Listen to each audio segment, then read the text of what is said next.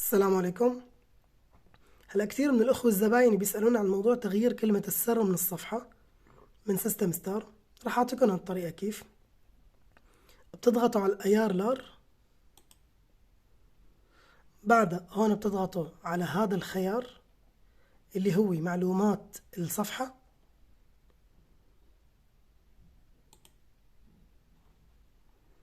هلا هون في عندكم انتو الصفحة، رقم الهاتف والاسم، اسم الصفحة، وفي عندكم هون 3 خيارات بدنا نختار نحن الخيار يلي بالنص.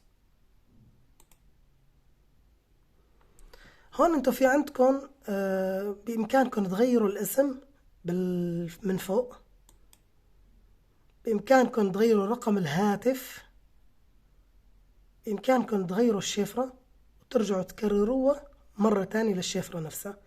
بعد ما تخلصوا بدكم تعطوها حفظ.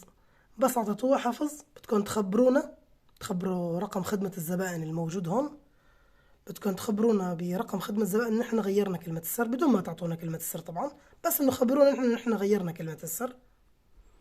وهيك بكون تغيرت كلمة السر، وما في حدا، ما في غير انتو أو الشخص الوحيد صاحب الصفحة، هو الشخص الوحيد يلي بيعرف كلمة السر الجديدة.